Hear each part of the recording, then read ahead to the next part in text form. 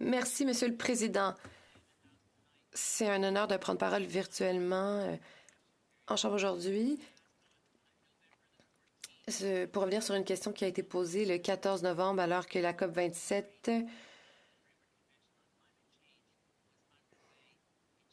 débutait à Sharm el-Sheikh, en Égypte. Le secrétaire général des Nations unies a ouvert cette conférence en disant que le monde est sur l'autoroute vers l'enfer climatique avec le pied sur la pédale d'accélérateur. J'avais posé une question au ministre, à savoir si le premier ministre avait évité la COP27, sachant que nous sommes un de ces pays qui a le pied sur l'accélérateur. Nous faisons de choses... Et certaines voudraient nous faire penser que nous faisons des choses extraordinaires au Canada.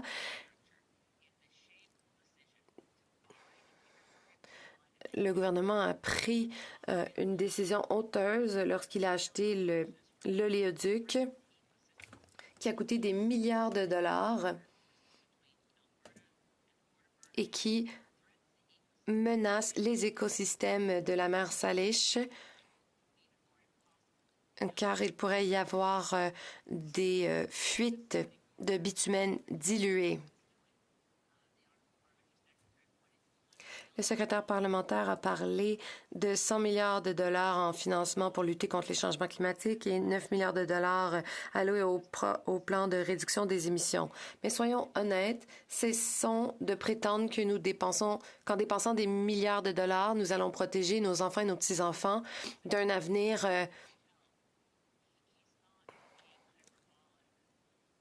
dystopique.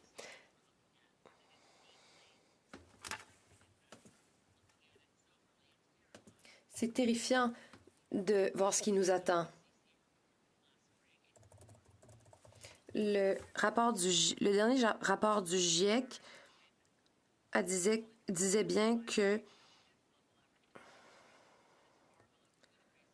garder le réchauffement en deçà de 2 degrés et même en deçà de 1,5 degré,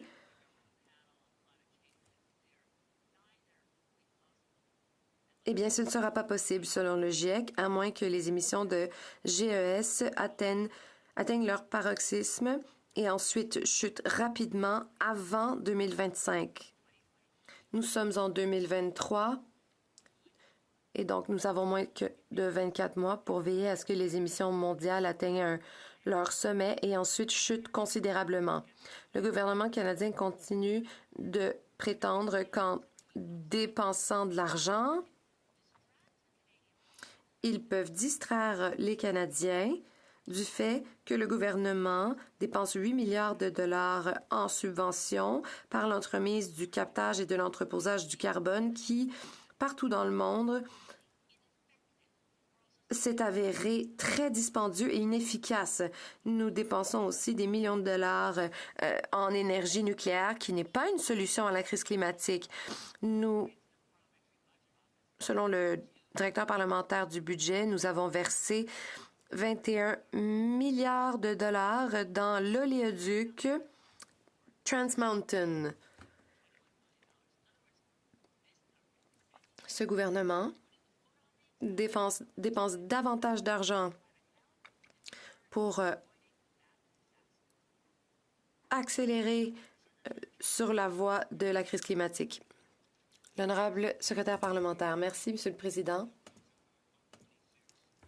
En s'appuyant sur les résultats de la COP26, l'engagement du Canada dans la période précédant la COP27 et lors de celle-ci a été l'occasion de mettre en évidence les mesures nationales ambitieuses de notre gouvernement en matière de climat, notamment en partageant les meilleures pratiques et les leçons apprises et de plaider en faveur de mesures ambitieuses et concrètes de la part de tous, en particulier des principaux émetteurs. Notre gouvernement a été heureux de mettre sur pied le premier pavillon national du Canada à la COP27, ce qui a permis de mettre en valeur les mesures climatiques canadiennes, d'amplifier les efforts mondiaux et le soutien aux pays en développement et d'appuyer les priorités de la présidence égyptienne. Le Canada continue de travailler avec toutes les parties pour rendre le processus de la CCNUCC aussi efficace que possible en mettant l'accent sur la mise en œuvre.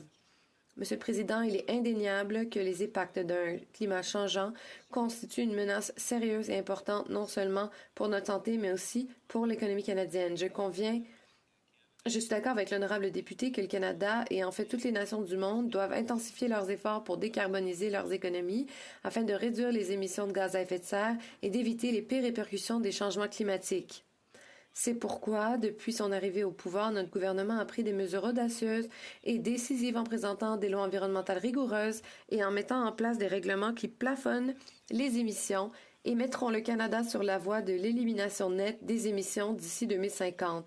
Monsieur le Président, comme mon honorable collègue le sait, notre gouvernement s'est engagé à réduire ses émissions de gaz à effet de serre de 40 à 45 % par rapport au niveau de 2005 d'ici 2030 et à atteindre l'objectif de zéro émission nette d'ici 2050. Nous avons présenté la loi canadienne sur la responsabilité en matière d'émissions net zéro pour nous aider à respecter ces engagements. Plus récemment, nous avons publié le plan de réduction des émissions pour 2030. Ce plan comprend 9,1 milliards de dollars de nouveaux investissements et fournit un cadre pour atteindre notre objectif de réduction des émissions en 2030. Lors des dernières élections fédérales, nous avons promis d'intensifier les efforts pour réduire la dépendance du Canada à l'égard des sources d'énergie à forte intensité de carbone, en accélérant notre engagement envers le G20 d'éliminer les subventions aux combustibles fossiles de 2025 à 2023.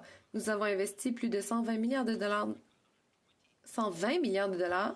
dans des mesures climatiques et de protection de l'environnement qui produiront les résultats dans l'ensemble de l'économie canadienne. Monsieur le Président, les mesures environnementales que nous avons présentées visent à offrir un environnement plus propre et plus sain à nos enfants et à nos petits-enfants, tout en favorisant une économie forte qui fonctionne pour les Canadiens et leurs familles. Et, Monsieur le Président, du point de vue des consommateurs, j'aimerais ajouter que nous avons interdit les plastiques à usage unique. Nous avons planté littéralement des centaines de millions d'arbres. Nous avons pris des mesures que les Canadiens peuvent voir et ils peuvent même y contribuer. Il y a donc les interventions au niveau macro, mais au niveau micro aussi. Et les Canadiens ont pu faire leur effort pour rendre notre planète plus verte. La députée de Saanich Gulf Islands. Merci, Monsieur le Président. Je remercie mon honorable ami et le secrétaire parlementaire. Comme bon nombre de libéraux comme lui, le député a employé des adjectifs comme décisif, ambitieux. Bon, probablement qu'il y croit, mais soyons honnêtes. Il faut penser que ce n'est pas ambitieux ni décisif. Les mesures sont progressives. Mais cela ne fait rien pour assurer un meilleur monde à l'avenir pour nos enfants. Qu'il s'agisse du ministre de l'Environnement ou du premier ministre, ils doivent admettre qu'ils ont manqué de temps et ils ont trop procrastiné. On travaille là-dessus depuis 1986 et les gouvernements successifs ont traîné de la patte. Et puis maintenant, nous en sommes à une crise et on doit naviguer entre ce qui est scientifiquement nécessaire et ce qui est politiquement faisable. Nous en sommes à parier sur l'avenir de nos enfants en faisant trop peu, trop tard. Le secrétaire parlementaire. Monsieur le Président, ce qu'il est important de comprendre, c'est que les effets des changements climatiques continuent de s'intensifier plutôt, comme en témoignent les forces destructrices de l'ouragan Fiona qui a dévasté un certain nombre de régions dans les provinces de l'Atlantique. Il est évident que nous devons nous adapter et nous adapter rapidement à notre environnement en constante évolution. C'est pourquoi notre gouvernement travaille à finaliser la première stratégie nationale d'adaptation avec ses partenaires. Monsieur le Président, notre gouvernement reconnaît que nous devons en faire davantage pour aider à prévenir les changements climatiques et à protéger nos citoyens contre ceux-ci. J'ai hâte de continuer à travailler avec mon honorable collègue de Saanich Gulf Islands pour atteindre nos objectifs mutuels. Et Monsieur le Président, je crois qu'en fin de compte, nous agissons par étapes pour améliorer l'environnement et je remercie les grandes contributions de la chef du Parti vert.